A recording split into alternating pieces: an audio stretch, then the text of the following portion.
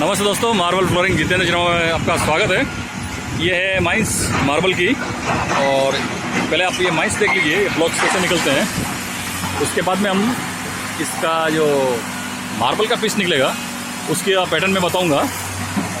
ये राजनगर में है, ये देख लीजिए आप पूरा। ये देखिए भैया, ये चल रहा अपना एक्सकेवेटर, और एक्सकेवेटर में ये फाड़ा निकल रहा है। ये जैसे अपन देख सकते हैं, ये माइंस की भी सफाई चल रही है और इसके बाद इसको फाड़ा काटेंगे और इस तरीके से इसके ब्लॉक्स बनेंगे। ये है ब्लॉक, ये है ब्लॉक, ये ब्लॉक्स हैं, ये ब्लॉक्स हैं। और इसके अगर पेटी पैक ब्लॉक्स की अगर आप बात करें, जैसे ये वाला जो पैटर्न आ रहा है, ये पूरा स्ट्रेट पैटर्न है। वो वाला पूरा, ये पूरा स्ट्रेट पैटर्न है। इसके ऊपर अपना पूरा क्रॉस पैटर्न चल रहा है। ये देखिए,